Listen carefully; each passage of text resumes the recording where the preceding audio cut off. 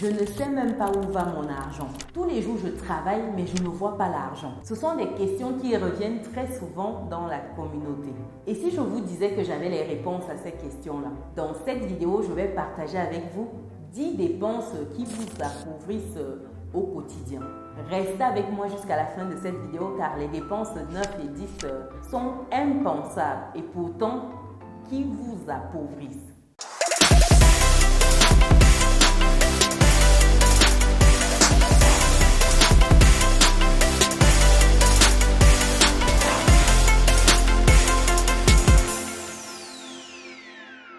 Sans plus attendre, passons à la première dépense. C'est l'achat des biens de consommation inutiles. Réfléchissez à 2 fois avant de faire des achats et des dépenses d'argent pour des choses du quotidien. Par exemple, changer de téléphone. Pourtant, le téléphone que vous avez actuellement est fonctionnel. Vous recevez vos appels, vous émettez, vous lisez vos messages, vous allez sur les réseaux sociaux. Pourquoi le changer? Pourquoi changer de télévision? Pourtant, vous avez déjà un écran plat à la maison. Il vous sert même à quoi pendant qu'on y est? Dites-moi dans les commentaires, à quoi vous sert votre télévision? À regarder Netflix? On se connaît. Déjà, vous avez tous ces gadgets-là, mais parce que vous avez eu vent d'une nouvelle sortie de gadget, vous voulez tout de suite vous procurer la nouvelle sortie. Ce n'est pas intéressant.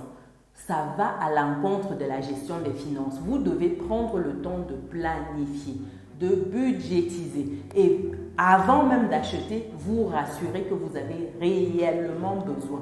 Si ce n'est pas le cas, vous passez votre chemin.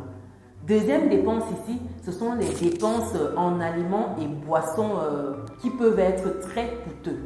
Ici, vous pouvez préparer vos repas à la maison et éviter ainsi de manger régulièrement à l'extérieur parce que je connais des champions dans la communauté qui ne mangent qu'au restaurant le midi et le soir. Imaginez-vous combien vous laissez tous les mois, tous les ans dans les restaurants.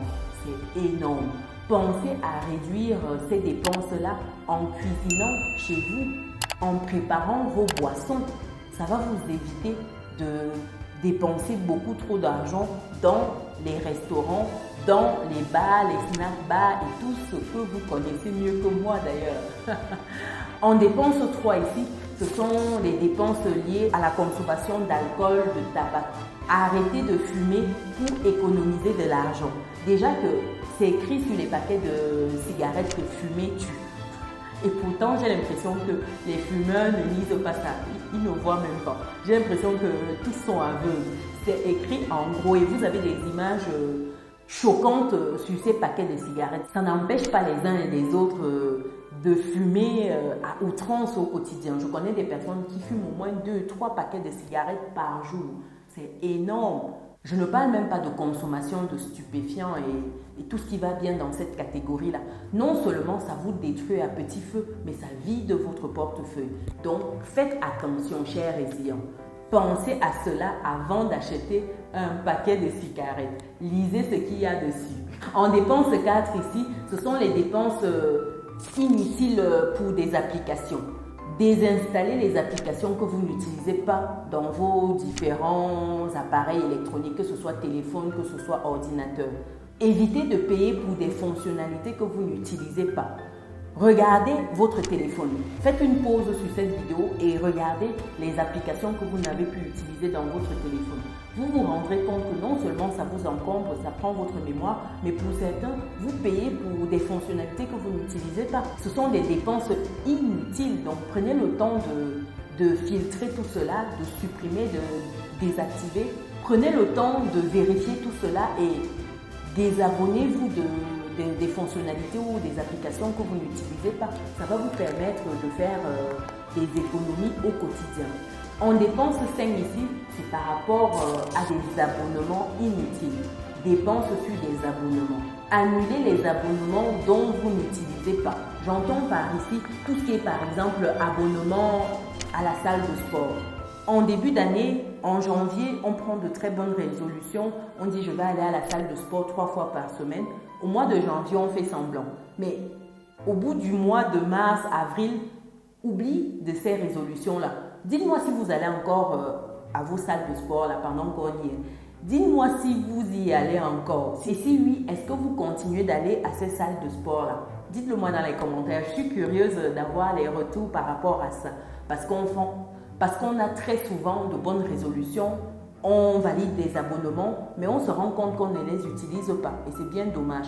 Donc, désabonnez-vous, économisez de l'argent. Avant d'aller plus loin, pour les personnes qui me découvrent dans cette vidéo, je suis Chimène Nana, je suis entrepreneur et investisseuse en France et en Afrique depuis quelques années. Et ma passion au quotidien, c'est de vous voir atteindre votre autonomie financière. C'est dans ce sens que j'ai récemment réouvert ma masterclass de gestion de finances où je partage avec vous des tips, des outils, des techniques pour mieux gérer votre argent au quotidien afin d'avoir des fins de mois sereines et surtout pouvoir épargner, pouvoir investir pour sécuriser votre avenir.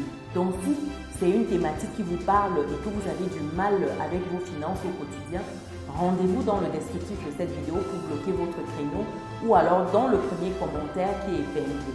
Ce sera un plaisir de partager à ce sujet-là lors de la masterclass. Après cette parenthèse, passons à la dépense 6 qui est la dépense pour des divertissements coûteux. Ici, il faudrait que vous trouviez des alternatives gratuites ou moins coûteuses pour vos activités ou vos divertissements. Vous prenez par exemple le temps de sortir, de marcher, de visiter la ville et c'est gratuit, ça ne vous coûte rien. Prenez le temps de revoir vos listes d'activités. Choisissez des activités qui sont moins onéreuses ou alors même des activités gratuites. Il y en a. Visitez par exemple des musées, vous en avez qui sont gratuits. Vous avez par exemple visité des zoos, il y en a qui sont gratuits. Cherchez ces activités gratuites-là ou sinon, allez sur des activités qui ne coûtent pas trop cher non plus. Vous pouvez aller regarder un film, ça ne coûte pas trop cher non plus, mais il y a des gens dans la communauté qui ont des moyens de se divertir qui sont super onéreux, j'ai envie de dire. Donc, pour le moment, quand on est dans une optique de gérer ses finances, on doit prendre le temps de réduire cela. En dépense 7 ici, ce sont des vacances coûteuses. Très souvent dans la communauté, lorsqu'on parle de vacances, si ce ne sont pas des vacances où on explose tous les budgets, on n'a pas l'impression qu'on a été en vacances et c'est bien dommage. Vous pouvez organiser vos vacances avec de petits budgets. Vous pouvez aller à des endroits qui ne nécessitent pas que vous vidiez votre épargne pour cela. Après les vacances, la vie continue, il peut y avoir des imprévus, il y a des projets qu'il faut rendre réalité plus tard. Donc ne pensez pas que les vacances c'est la fin, non, il y a toujours un après-vacances. Donc prenez le temps la prochaine fois de mieux vous pencher sur la planification de vos vacances. Si besoin, mettez en place une épargne dédiée à cela afin d'intégrer cela dans votre budget. Ça va vous éviter de vous retrouver avec des sommes astronomiques. Lorsqu'on a budgétisé, on a planifié ses dépenses, à la fin, on n'a pas des excédents. Ça peut arriver qu'il y ait des imprévus, mais ça reste maîtrisé, j'ai envie de dire. En dépense 8 ici, ce sont les dépenses pour des vêtements de marque, des marques qui sont très souvent coûteuses. Acheter des vêtements de qualité à des prix, j'ai envie de dire, abordables. Il y en a. Ce n'est pas forcément parce qu'on porte une marque que voilà, c'est du haut niveau, c'est de la haute qualité. Même si très souvent c'est ça. Mais vous avez également des vêtements qui ne sont pas de marque, mais qui sont de qualité. Il faut rechercher ça. Et avoir un juste milieu. L'idée, ce n'est pas de dépenser un mois de salaire pour acheter un ensemble veste, c'est pas raisonnable, j'ai envie de dire. Surtout lorsqu'on a des fins de mois qui sont justes. Prenez le temps de chercher des produits qui sont abordables mais de qualité. En dépenses 9 ici, ce sont les dépenses liées aux technologies. Technologies qui peuvent être coûteuses. Donc, attendez les ventes ou des offres spéciales pour acheter certaines technologies. Vous avez souvent des ventes privées à ce propos-là. Donc, pensez à faire des comparatifs surtout. Quand vous avez fait ces comparatifs-là, vous pouvez attendre le moment des ventes privées ou des soldes. Au moins, vous savez que vous avez réellement le besoin. Ce n'est pas juste vous attendez les soldes. Donc, c'est toute la différence ici. Faites attention à ne pas acheter juste parce que ce sont les soldes. Non, non et non. En dépense 10 ici, ce sont les crédits à la consommation. Crédits à la consommation hyper coûteux. Faites attention. Je ne recommande pas de prendre un crédit à la consommation pour un achat quelconque. Et souvent, ce sont des achats du genre télévision, téléphone, gadgets du quotidien. Évitez de faire des prêts conso pour ces gadgets quotidiens-là. Utilisez plutôt l'épargne pour couvrir ces dépenses-là. Et pour utiliser cette épargne-là, il faut prendre le temps de mettre en place, prendre le temps de budgétiser la dépense. Ne vous jetez pas sur les crédits conso pour financer votre train de vie ou financer des cadeaux, des voyages, des choses futiles du quotidien. Vous hypothéquez votre avenir pour un plaisir instantané, un plaisir du moment qui s'envole comme ça. Quand vous finissez de prendre un week-end au bord de la mer, je ne sais pas dans quelle ville, après ce week-end-là, vous vous retrouvez à rembourser pendant 2 ans, 3 ans le prêt conso que vous avez fait pour ça. C'est bien dommage. Donc je trouve que c'est vraiment pas la bonne option d'aller sur un crédit conso. Et vous savez aussi bien que moi que ces crédits consommation ont des taux exorbitants. Vous remboursez cher votre prêt, vraiment très cher. Donc prenez le temps d'y penser la prochaine fois et optez plutôt sur l'épargne. Si vous trouvez que ce n'est pas intéressant de prendre votre épargne après réflexion, ça veut dire que ce n'est pas non plus intéressant de prendre un prêt conso. Donc, la prochaine fois, réfléchissez-y à 2 fois, chers résilients. Donc, voilà ces 10 dépenses qui vous appauvrissent au quotidien. Dites-moi dans les commentaires si vous avez d'autres dépenses à rajouter à cette belle liste-là. Dites-moi également dans les commentaires si vous êtes déjà tombé dans certains de ces pièges-là. C'est très souvent facile, j'ai envie de dire, quand on est jeune, de tomber dans ces pièges-là du fait de l'effet de mode. Il y a un nouveau téléphone, un nouvel iPhone 14, il faut s'en procurer, même si on n'a pas l'utilité.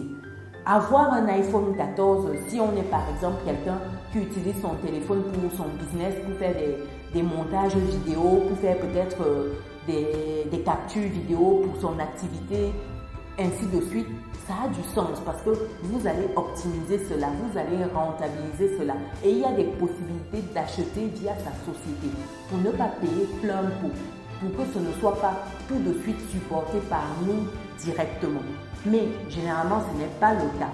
Donc, dites-moi dans les commentaires si vous êtes concerné par l'une de ces dépenses-là. Pour les personnes qui ne sont pas encore dans notre belle communauté, c'est le moment de cliquer sur le bouton qui s'affiche, d'activer la cloche de notification et surtout, partagez massivement. Partagez, partagez, partagez. Quand vous avez de bonnes informations, partagez autour de vous pour édifier votre entourage. Pour d'autres personnes qui ont du mal à bien gérer leurs finances et qui souhaiteraient renverser cette tendance-là, rendez-vous dans la masterclass que j'organise ce mois-ci pour changer cela, pour vous donner les clés pour une gestion de finances saine. Nous, on se dit à très bientôt dans une prochaine vidéo. Ciao!